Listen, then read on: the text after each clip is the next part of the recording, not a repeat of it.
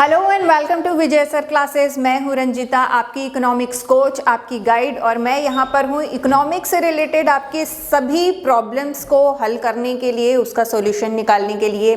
यहां पर मैं आपको बता दूं कि इस समय हम पढ़ रहे हैं अपने पार्ट ए स्टैटिस्टिक्स को, और यहां पर ये भी मैं बता दूं कि हम अभी कहाँ हैं, यूनिट 2 में हैं। ठीक है, तो यूनिट 2 के अंदर में भी lesson 3 census and sample method of collection of data हम स्टडी कर रहे थे, जिसमें हमने सेंसस मेथड, सैंपल मेथड के बारे में लास्ट क्लास में काफ़ी कुछ जानकारी हासिल कर ली थी।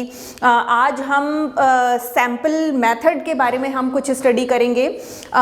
देखिए, लास्ट वीडियो देखना आप लोगों को इसलिए थोड़ा सा ज़रूरी है क्योंकि सैंपल मेथड आप लोगों को पहली बात समझ में आएगा। ठीक है, ये बहुत मुश्किल नहीं है, एक बार देख लोगे आप लोग तो वो चीज़ें समझ में आ जाएंगी। तब आगे हम लोग जब कंटिन्यू ये देखेंगे तब आप लोगों को बहुत क्लियर हो पाएगा। ठीक है, तो चलिए, हम लास्ट क्लास में हमने ये डिस्कस किया था कि सेंसस और जो सैंपल मेथड है उसमें किस तरह से एक यूनिवर्स या एक पॉपुलेशन से सैंपल अलग निकाल के उसकी स्टडी की जाती है, और उसके बेसिस पे पूरा जो इन्वेस्टिगेशन है उसका कंक्लूजन हम फाइंड आउट करते हैं।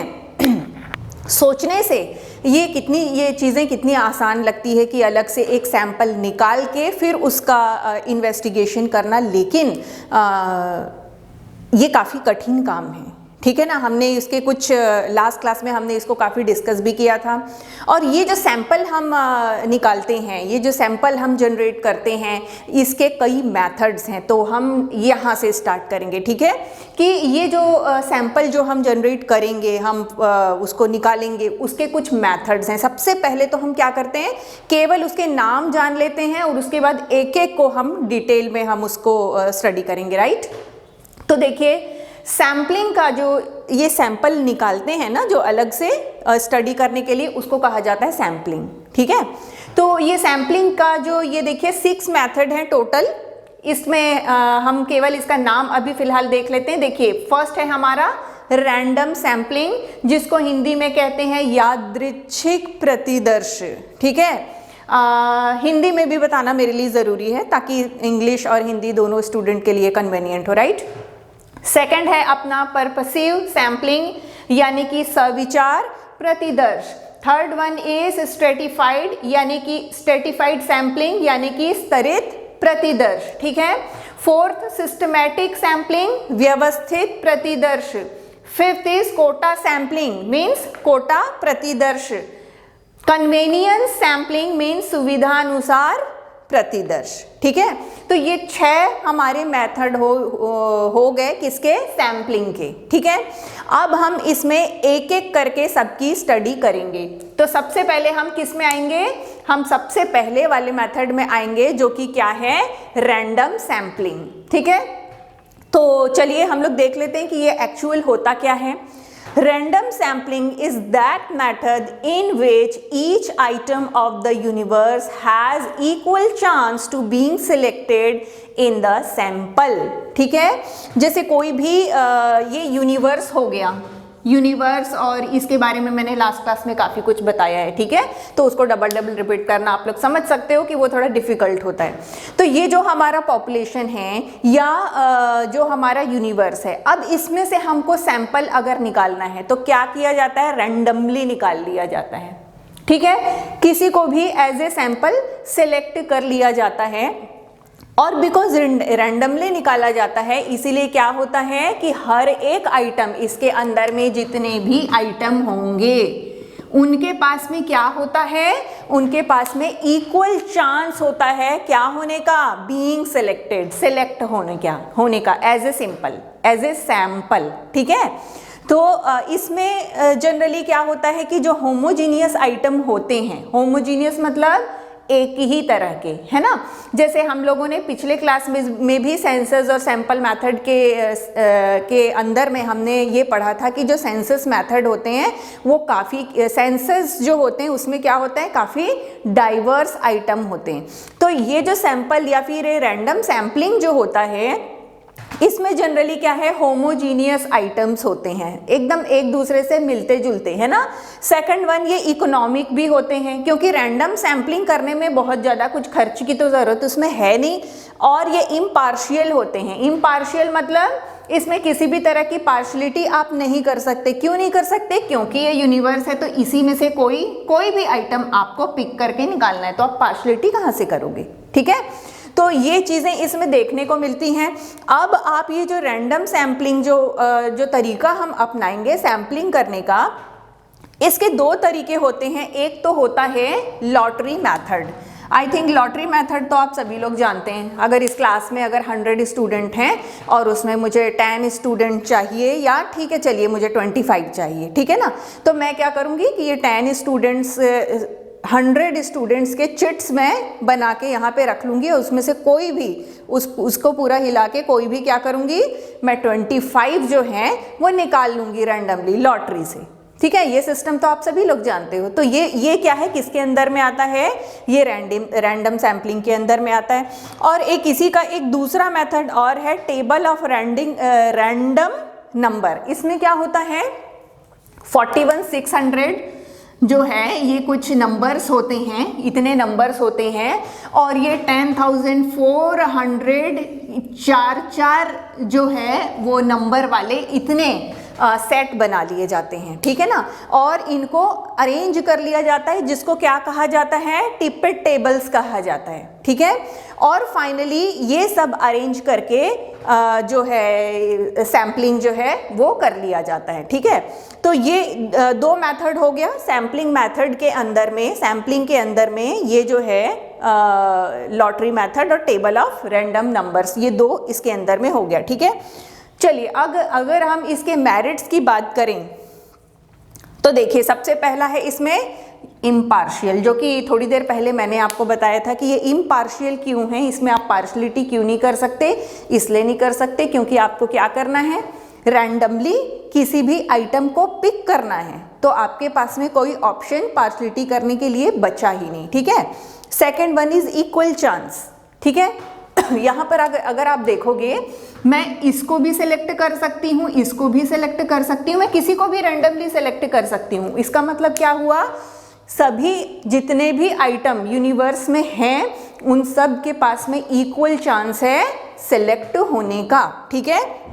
Next one is accuracy.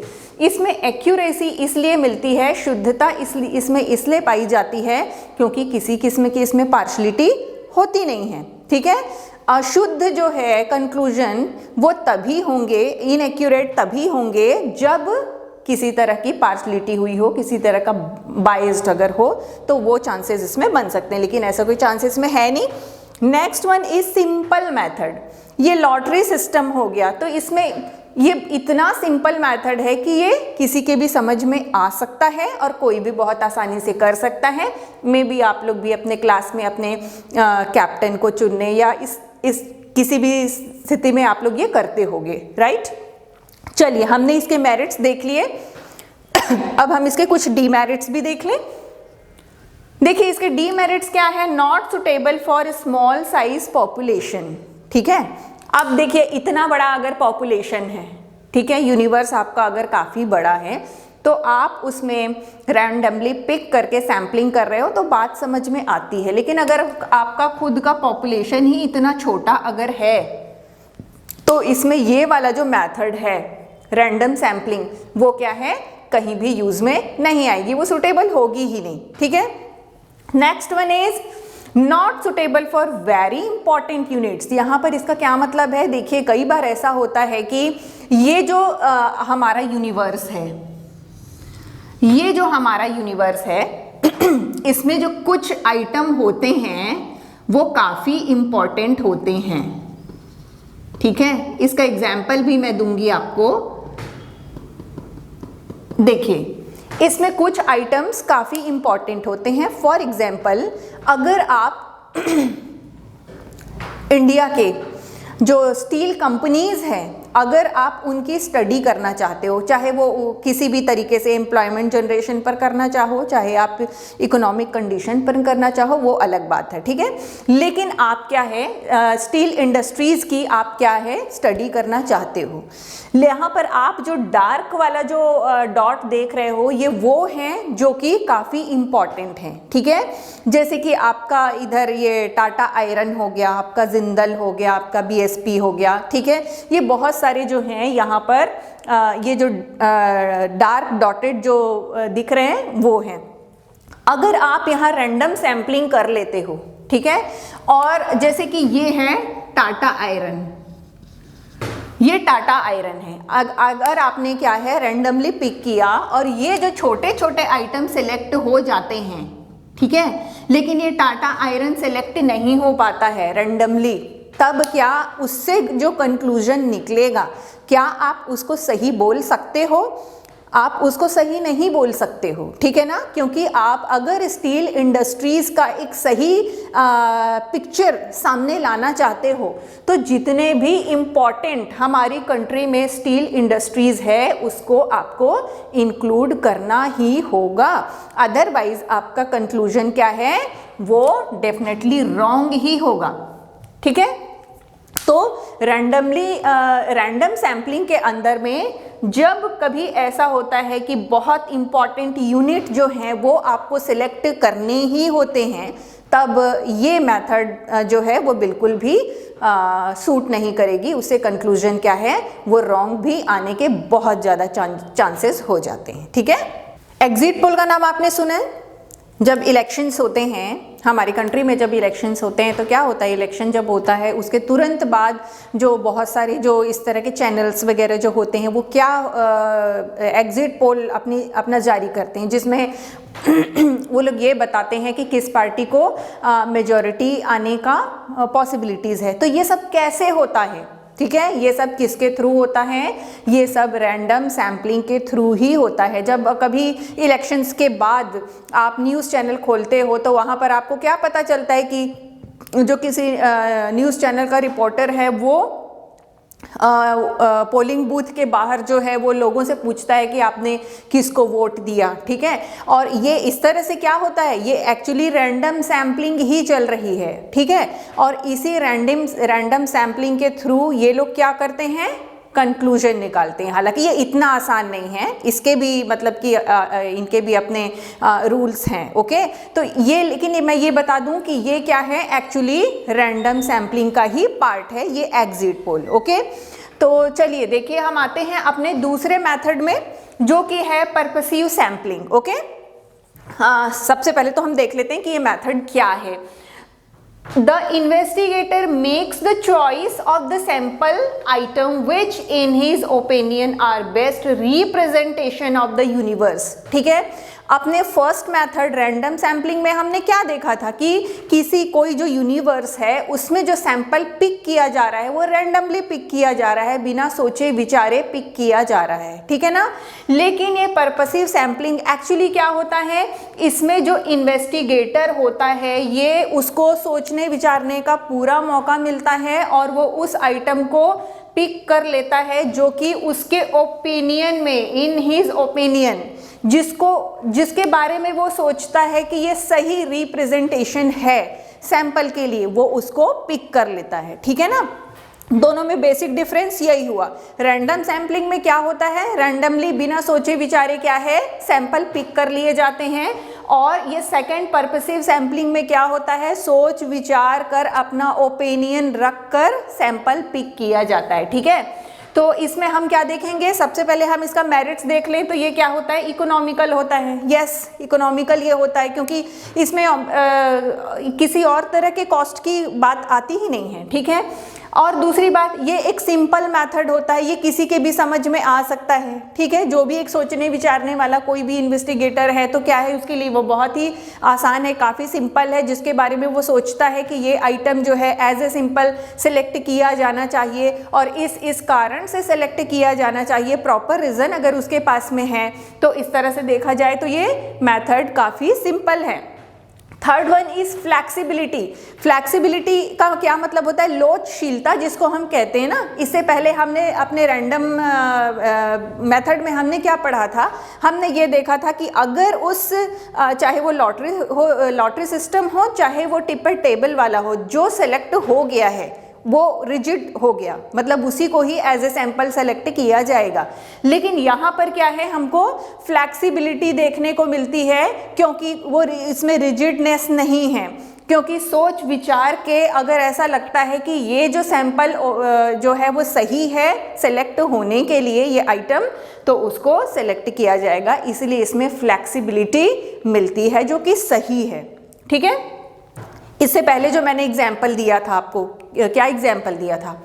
Steel company वाला जो मैंने एग्जाम्पल दिया था, ठीक है, तो उसमें क्या है, पूरा सोच विचार के काम किया गया कि अगर इतने सारे, अगर हमारी कंट्री में मेन जो स्टील इंडस्ट्रीज़ है और उसमें एक खास इंडस्ट्रीज़ को अगर शामिल नहीं किया गया तो उसमें क्या होगा, जो कंक्लूजन अगर आएगा तो उसको हम सही कैसे मान सकते हैं। तो ये जो पर्पसिव जो सैम्पलिंग है उसमें ये फ्लैक्सिबिलिटी हमको मिलती है। ठीक है, अगर हम इसके डीमेरिट्स की बात करें, possibilities of personal bias, yes, ये जो इन्वेस्टिगेटर हो सकता है, ये इन्वेस्टिगेटर ये पर्सनल बायस हो सकता है किसी खास आइटम या उसकी, या जैसे हम स्टील इंडस्ट्री की बात करें तो एक खास झुकाव हो सकता है, या एक खास आइटम जो है उसको वो सेलेक्ट नहीं करने के पीछे उसके और कारण हो सकते हैं। ठीक है, और अगर इसमें पर्सनल बायस होने के चांसेस हैं और अगर इस बेसिस पर कोई कंक्लूजन निकाला जाएगा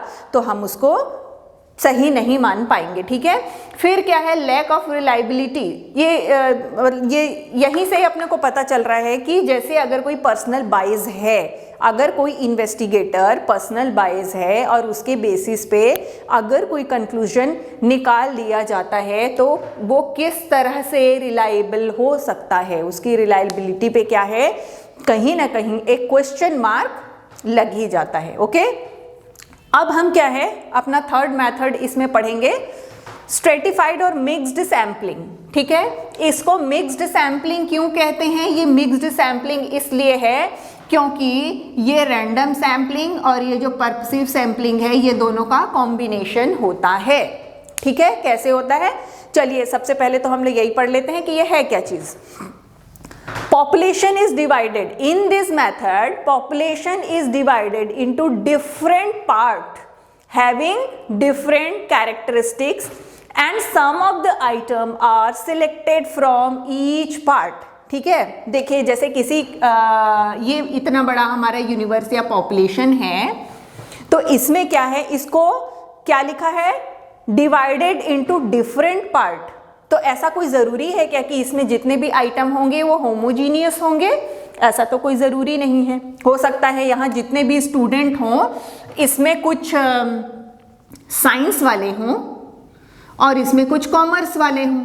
ठीक है, तो आप क्या करेंगे, divided into different parts having different characteristics. तो इसको क्या कर दिया जाएगा, दो पार्ट में डिवाइड कर दिया जाएगा। ठीक है, अब ये देखिए इतना बड़ा ये पॉपुलेशन है, इसमें साइंस वाला पॉपुलेशन अलग है और कॉमर्स वाला पॉपुलेशन अलग है। साइंस वाले पॉपुलेशन के हिसाब से अब देखिए इसमें क्या है, सोच, इसमें क्या है, रैंडमली कुछ नहीं किया गया है, इसमें क्या है, सोच विचार के काम किया गया है कि हाँ ये साइंस वाले हैं और ये कॉमर्स वाले हैं। ठीक है ना, लेकिन अब इनमें से क्या करना है, अब इनमें से सैंपल प्रिपेयर करना है, तैयार करना है। तो इनके पॉपुलेशन के हिसाब से इनका सैंपल और इनके हिसाब से इनका सैंपल जो है वो पिक किया जाएगा। ठीक है, क्या लिखा है देखो, and some of the items are selected from each part. ये पार्ट से और ये पार्ट से, दोनों ही पार्ट से उनके पॉपुलेशन के हिसाब से क्या किया जाएगा, सैंपल सेलेक्ट किया जाएगा रैंडमली। ठीक है, तो इस तरह से क्या हुआ, ये दोनों के दोनों मेथड जो हैं इसमें मिक्स हो जाते हैं, इसीलिए इसको मिक्स्ड सैम्पलिंग भी कहते हैं। ठीक है, अच्छा चलिए अब हम इसके मेरिट्स जान लेते हैं। Covers diverse characteristics of the population. ठीक है, तो ये क्या करता है, आप यहाँ पर खुद ही देख रहे हो कि जो यहाँ होमोजीनियस आइटम्स तो यहाँ पर है नहीं, आप खुद ही देख रहे हो कि हमने जो एग्जाम्पल लिया है उसमें क्या है, डाइवर्स कैरेक्टरिस्टिक्स है, यानी कि साइंस वाले भी हैं और इसमें कॉमर्स वाले भी हैं हमारे एग्जाम्पल के हिसाब से, और दूसरे भी डाइवर्सिटीज हो सकती हैं, ठीक है ना। तो इसमें क्या करता है, ये दोनों को ही कवर करता है, दोनों को ही महत्व देता है, ये कहना चाहिए, ठीक है ना। क्योंकि अगर ये दोनों को महत्व नहीं देता, एक ही पॉपुलेशन रखता, हो सकता है साइंस वाले जो है सैंपल ज़्यादा, जो स्टूडेंट है ज़्यादा एज ए सैंपल आ जाते, तो ऐसी स्टडी को आप सही बोल सकते क्या, आप नहीं बोल सकते, ठीक है। इसीलिए इसका एक मेरिट है कि ये जो डाइवर्स कैरेक्टरिस्टिक्स होता है किसी भी पॉपुलेशन का, उसको कवर करता है, ये बहुत अच्छी बात है। इसके दूसरे मेरिट में हम कह सकते हैं कॉम्परेटिव स्टडी। कॉम्परेटिव स्टडी मतलब आप कहीं ना कहीं इनका तुलनात्मक अध्ययन कर सकते हो, ठीक है। क्योंकि सबसे पहले तो आपने इनके कैरेक्टर के बेसिस पे क्या किया, इसको अलग अलग पार्ट में डिवाइड किया, फिर वो अलग अलग पार्ट के पॉपुलेशन के हिसाब से आपने क्या निकाला, आपने सैंपल निकाला। उसके बाद जो आप कंक्लूजन जो भी निकालोगे तो आप क्या करोगे, उसके कॉम्परेटिव स्टडी आप कर सकते हो। आप ये कह सकते हो कि साइंस वाले जो स्टूडेंट हैं वो इस मामले में अच्छे हैं और इस मामले में उनका जो प्रदर्शन है वो बहुत बेहतर नहीं रहा, कॉमर्स वाले इस मामले में अच्छे रहे, इस मामले में इनका प्रदर्शन अच्छा नहीं रहा। तो इस तरह से आप क्या कर सकते हो, कॉम्परेटिव स्टडी कर सकते हो। Okay, next one is reliable and meaningful result. इस तरह ये जो मेथड है ये कहीं अधिक विश्वसनीय है, ठीक है, और इसीलिए इसके जो रिजल्ट हैं उसका वो काफ़ी मीनिंगफुल है, काफ़ी अर्थपूर्ण होगा। जैसे कि मैंने पहले ही यहाँ पर आपको बताया कि ये जो हमारा पॉपुलेशन है इसमें अलग अलग डाइवर्सिफाइड आइटम हैं। जैसे कि हमारे एग्जाम्पल के हिसाब से साइंस और कॉमर्स दोनों ही स्टूडेंट हैं, ठीक है। अगर हम इसमें कुछ भी पार्ट डिवाइड नहीं करते तो हो सकता है कॉमर्स वाले एज ए सैंपल बहुत ज़्यादा स्टूडेंट आ जाते या साइंस वाले बहुत ज़्यादा आ जाते, तो इसमें से जो कंक्लूजन निकलता तो वो कहीं ना कहीं उसमें क्वेश्चन मार्क लगता ही। लेकिन जो तरीका इसमें अपनाया गया, स्ट्रेटिफाइड जो तरीका अपनाया गया, उसमें क्या है, वो काफ़ी विश्वसनीय है, इसमें किसी को भी कोई ऑब्जेक्शन नहीं हो सकता और इसका जो रिजल्ट है ये भी काफ़ी अर्थपूर्ण, काफ़ी मीनिंगफुल निकलेगा, ठीक है। बट कुछ डीमेरिट्स भी हैं, चलिए हम लोग उसके बारे में डिस्कस कर लेते हैं। Limited scope because of complete knowledge about diverse characters. देखिए ये जो डाइवर्स जो आइटम्स हैं इसके बारे में किसी को कंप्लीट नॉलेज हो ऐसा कोई ज़रूरी तो नहीं है।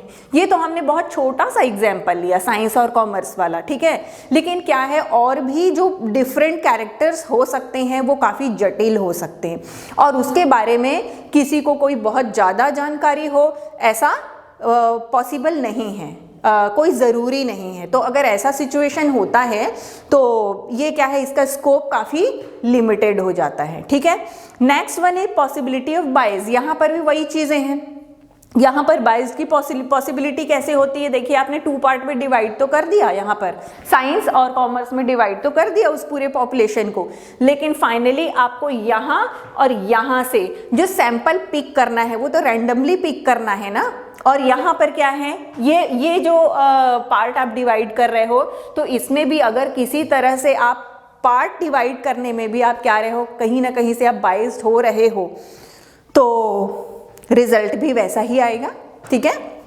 The next one is not suitable for small population. अब जैसे ये बड़ा पॉपुलेशन था, इतना बड़ा पॉपुलेशन, तो आपने क्या है उसको 2 भाग में चलो आपने डिवाइड कर भी दिया, और बड़ा होगा तो उसको आप 5-6 भाग में आप डिवाइड कर सकते हो। कोई पॉपुलेशन अगर इतना छोटा है तो आप उसको कितने भाग में आप डिवाइड करोगे। तो जब जो भाग जो है काफ़ी छोटा होता है, स्मॉल पॉपुलेशन होता है, तब ये वाला जो मेथड है स्ट्रेटिफाइड और मिक्स्ड सैम्पलिंग जो है वो काम नहीं आएगा। ओके, आइए अब अपने नेक्स्ट सैंपल को हम सैम्पलिंग को देख लेते हैं जो कि है सिस्टमैटिक सैम्पलिंग, ठीक है। पहले देख लेते हैं कि ये है क्या चीज़। Units of the population, units मतलब यहाँ पर आगे जुड़ा हुआ है in this method units of the population are numerically, geographically and alphabetically arranged. Every nth item of the numbered item is selected as a sample item. तो यहाँ पर इसका क्या मतलब हुआ, देखिए इसमें जितने भी ये जो पॉपुलेशन, जो ये जैसे ये है हमारा पॉपुलेशन इतना बड़ा, ठीक है, जो हमारा यूनिवर्स या पॉपुलेशन है, तो इसको क्या किया जाता है, इसको या तो न्यूमेरिकली या तो जियोग्राफिकली और या तो अल्फाबेटिकली अरेंज कर दिया जाता है। जैसे आप क्लास में पढ़ते हैं तो आपको पता है ना कि रजिस्टर में आप लोगों के जो नाम है वो कैसे अल्फाबेटिकली अरेंज होते हैं, ठीक है। ठीक इसी तरह से इसको क्या कर लिया जाता है, उसी तरीके से अरेंज कर लिया जाता है पूरे पॉपुलेशन को। और उसके बाद जो nth आइटम होता है, यहाँ पर nth आइटम से क्या मतलब है, कोई भी, जैसे कि मान लो 100 स्टूडेंट हैं तो हर 10वां स्टूडेंट उसमें एज ए सैंपल सेलेक्ट कर लिया जाएगा, ठीक है। मतलब 10वें के बाद में 20वां, फिर 30वां, फिर 40वां, इस तरह से वो सैंपल क्या है, बना लिया जाएगा। समझ में आया आप लोगों को, ठीक है। जैसे कि हम 100 स्टूडेंट में अगर हमारा पहला सैंपल अगर हमने पिक किया है 5वां, तो उसके बाद हम क्या करेंगे, 5वां के बाद 15th, 25th, 35th, 45th and so on, ठीक है। तो इस तरह से इसमें सैंपल सेलेक्ट किए जाते हैं, ठीक है। अगर हम इसके मेरिट्स की बात करें तो देखिए ये सबसे पहली बात काफ़ी सिंपल मेथड है, इसमें ऐसा कुछ टेक्निकल है ही नहीं जो किसी की समझ में ना आए, ठीक है।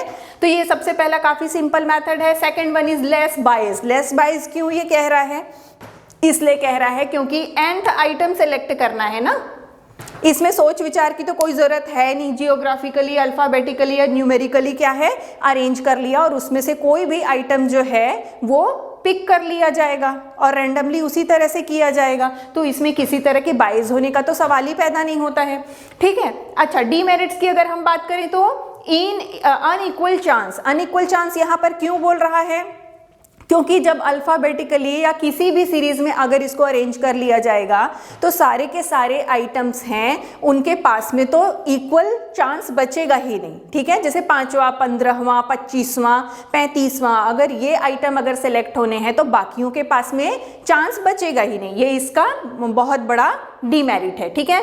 Next one is not suitable when equal character of units, ठीक है। अगर यूनिट्स में क्या है, बहुत डाइवर्सिटीज नहीं है तो उसमें ये बिल्कुल भी काम नहीं आएगा, ठीक है।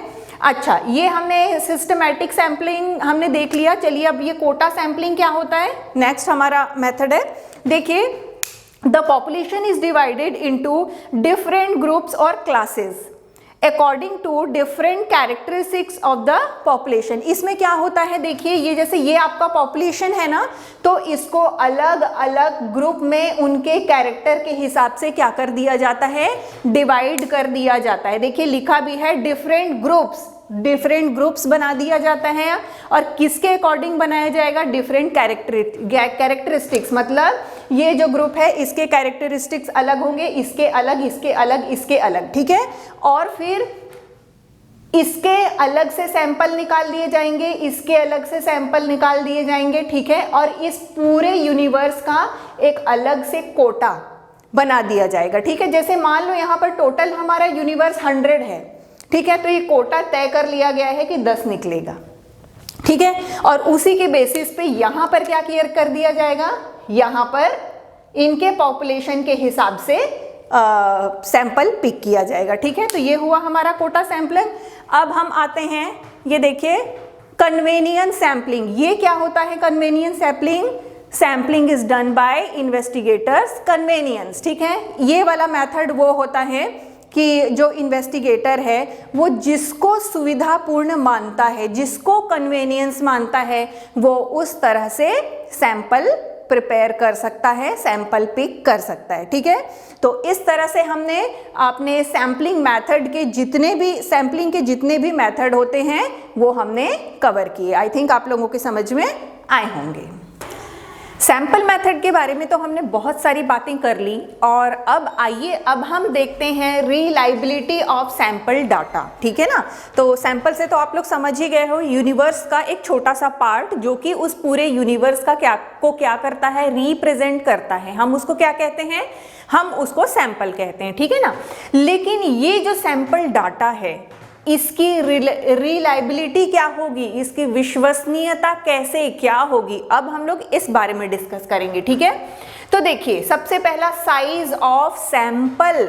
सबसे पहली बात तो ये है, ये हमने अभी थोड़ी देर पहले और भी डिस्कस किया था, लेकिन फिर भी मैं आपको बता दूं कि अगर हमारा यूनिवर्स इतना बड़ा है, हमारा पॉपुलेशन काफ़ी बड़ा है, ठीक है, और आपने उसके लिए सैंपल केवल इतना सा पार्ट लिया है, इतना छोटा लिया है, ठीक है, और उसी की आपने स्टडी कर ली और आपने क्या कर लिया, कंक्लूजन निकाल लिया, ठीक है। तो क्या आप इस कंक्लूजन को विश्वसनीय मान सकते हैं, रिलायबल मान सकते हैं? Absolutely not. ओके, तो किसी सैंपल का जो साइज है ये भी क्या है, ये सबसे पहले मैटर करेगा, ठीक है। आपका यूनिवर्स जितना बड़ा है उसके अकॉर्डिंग आपका सैंपल का साइज भी होना चाहिए। Okay, the next one is method of sampling. अपने इसी क्लास में हमने जो सैम्पलिंग के बहुत सारे मेथड के बारे में हमने स्टडी की। देखिए वो रिपीट जो है अभी हम और नहीं कर पाएंगे। ओके, तो ये जो सैम्पलिंग के जो जितने भी मेथड हैं वो एक सिचुएशन के लिए एक मेथड सही हो सकता है, तो दूसरे सिचुएशन या दूसरे सब्जेक्ट के लिए दूसरा मेथड सुटेबल हो सकता है, ठीक है। तो हमारी इस सैम्पलिंग डाटा की जो रिलायबिलिटी है वो और किस बात पर डिपेंड करेगी? इस बात पर डिपेंड करेगी कि सैम्पलिंग के लिए कौन से मेथड का इस्तेमाल किया गया है। Okay, third one is bias of correspondent and enumerator, ठीक है। देखिए ये जो बाइज वर्ड तो हम लोग जब से हम लोग स्टैटिस्टिक्स पढ़ रहे हैं तब से ये हर एक क्लास में ये सामने आ रहे हैं ना। आई थिंक आप लोगों को इसका मतलब बहुत अच्छी तरह से पता होना चाहिए, ठीक है। करेस्पॉन्डेंट या जो इन्यूमरेटर वो अगर बाइज है, ठीक है, अगर वो एक हिंदी में कहते हैं ना, क्या कहते हैं, पूर्व धारणा बना के रखना किसी व्यक्ति के प्रति, किसी कम्युनिटी के प्रति, ठीक है, इस तरह की जो पूर्व धारणा बना के रखना उसी को कहते हैं बाइज। तो अगर करेस्पॉन्डेंट या इन्यूमरेटर बाइज पर्सन है, फ्री माइंड नहीं है, ठीक है, तो ऐसे में क्या है, वो जो भी डाटा कलेक्ट करेगा या उसमें अगर किसी किस्म का वो हेर फेर करता है, ठीक है, तो वहीं पे उसकी रिलायबिलिटी क्या हो जाती है, क्वेश्चन मार्क में आ जाती है। Okay, next one is training of enumerator, ठीक है। देखिए ये जो इन्यूमरेटर होते हैं, अच्छा ये इस पर आने से पहले मैं एक बात बताती हूँ। ये देखिए एक होता है इन्वेस्टिगेटर, ठीक है, और एक होता है इन्यूमरेटर, ठीक है। तो ये इन्वेस्टिगेटर कौन होता है? जैसे कि मैं हूं, ठीक है, मैं इन्वेस्टिगेट कर रही हूं, लेकिन इतना बड़ा यूनिवर्स अगर है और चाहे मैं सेंसस मेथड का इस्तेमाल करूं, चाहे सैंपल मेथड का इस्तेमाल करूं, यहां पर हम सैंपल मेथड की बात कर रहे हैं, ठीक है ना। अगर मैं सैंपल मेथड का इस्तेमाल भी कर रही हूं अपने इन्वेस्टिगेशन के लिए, तो मैं अकेले नहीं कर सकती। उसके लिए मुझे किसकी ज़रूरत पड़ती है? मुझे इन्यूमरेटर की ज़रूरत पड़ती है, जो जगह जगह जाकर वहाँ पर मेरे बदले काम कर सकेंगे, ठीक है ना। तो ये जो इन्यूमरेटर होता है, इन्यूमरेटर हर कोई नहीं बन सकता, ठीक है, उनको एक ख़ास किस्म के ट्रेनिंग की ज़रूरत होती है। उनको ये जो बिकॉज इन्यूमरेटर वो पर्सन होता है जो कि जिनका डायरेक्ट कांटेक्ट यहाँ इन्फॉर्मेंट से होता है, इसीलिए ये जो इन्यूमरेटर होता है उसको वहाँ के लैंग्वेज, वहाँ के रीति रिवाज, भाषा, ठीक है, और उसको काफ़ी क्या होना चाहिए, एक रहते हैं ना, एक व्यवहारिक पर्सन जिसको कहते हैं, इस तरह का होना इसको ज़रूरी होता है और इसकी बाकायदा इनको ट्रेनिंग दी जाती है। तो अगर ये इन्यूमरेटर, इसकी ट्रेनिंग काफ़ी अच्छी हुई है, ये ट्रेंड है, तो क्या होगा, ये जो डाटा जो सैंपल डाटा जो ये कलेक्ट करेगा उस पर आप काफ़ी हद तक, बहुत हद तक आप विश्वास कर सकते हैं, ठीक है। और अगर इस इन्यूमरेटर को ट्रेनिंग नहीं मिली है, उसको पता ही नहीं है कि उसको किस सिचुएशन में, किस सिचुएशन को कैसे हैंडल करना है, एटसेट्रा एटसेट्रा, ठीक है ना, तो क्या है, इसने जो डाटा कलेक्ट किया होगा उस पर आप विश्वास, वही क्वेश्चन मार्क। ओके, तो आई थिंक ये चीज़ आपको समझ में आई होगी। अब हम आते हैं census and sample method a comparative look. हमने सेंसस मेथड के बारे में भी जान लिया, हमने सैंपल मेथड के बारे में भी जान लिया।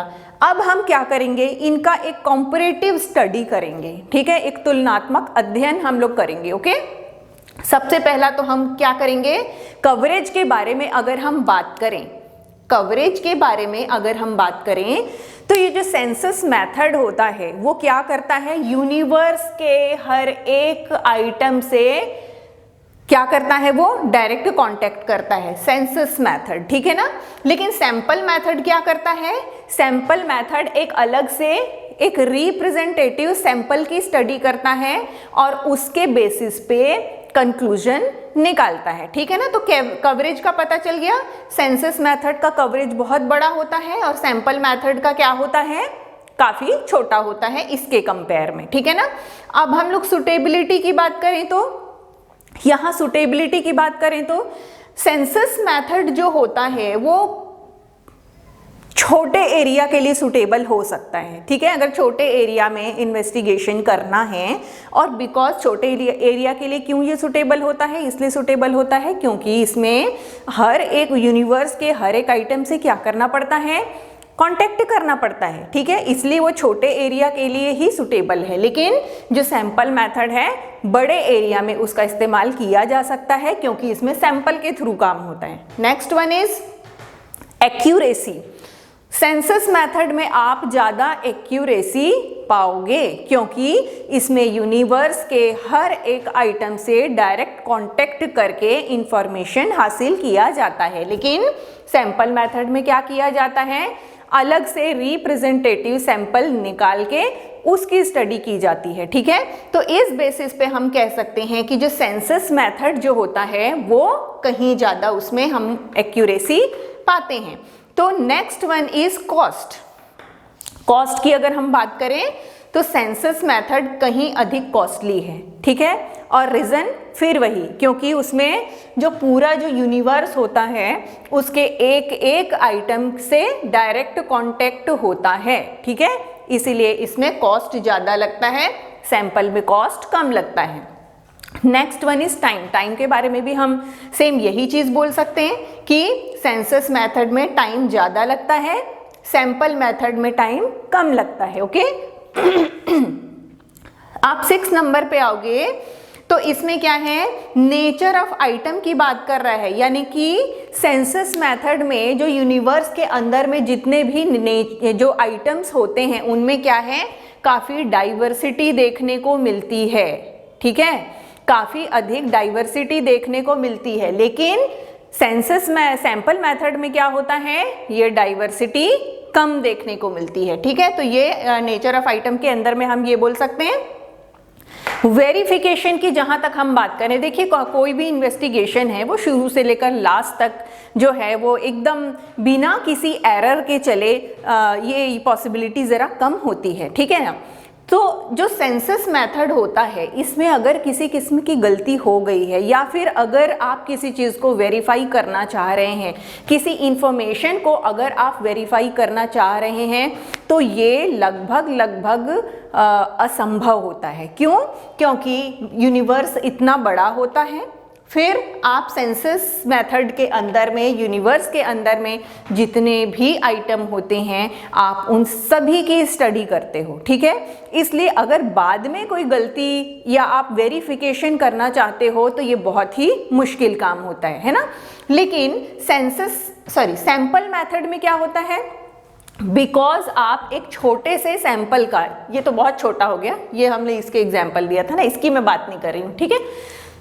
यूनिवर्स से एक सैंपल निकाल के उसका स्टडी करते हैं सैंपल मेथड में। इसीलिए क्या होता है कि कल को अगर कोई उसमें वेरिफिकेशन करना हो, कोई भी अगर एरर का पता चलता है तो वो बहुत आसानी से पकड़ में आ जाती है, उसको सुधारा जा सकता है क्योंकि सैंपल का साइज सेंसस से छोटा होता है, ठीक है ना। तो ये देखिए आज हमने अपना ये वाला लेसन हमने कंप्लीट किया। कौन सा? ये, हाँ ये बता दूं मैं, और आई थिंक आप लोगों को पता होगा ही, हम अभी तक यूनिट 2 में हैं, है ना।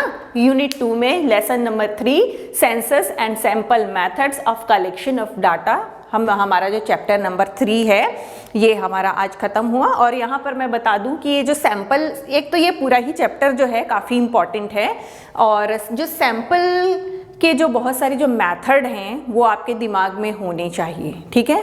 वो बहुत मतलब एग्ज़ाम पॉइंट ऑफ व्यू से भी वो काफ़ी इम्पॉर्टेंट है, ठीक है। तो मैं समझती हूँ कि ये पूरा लेसन आप लोगों की समझ में आया होगा, ठीक है। और इसी उम्मीद के साथ में अब चलने का वक्त हो चुका है, लेकिन इससे पहले मैं आपको ये कह दूं कि अगर आप लोगों को ये वीडियो पसंद आता है तो उसको लाइक, शेयर या सब्सक्राइब करना ना भूलें, और साथ ही पास में लगे बेल आइकन को भी दबाना ना भूलें। इससे ये होगा कि हमारा जो वीडियो का नोटिफिकेशन आप तक जल्दी पहुंच जाएगा, ओके। तो आई होप आप ऐसा करोगे, और इसी के साथ आपसे लेती हूँ विदा, और अगली क्लास में फिर आपसे मुलाकात होगी। Till then, good bye.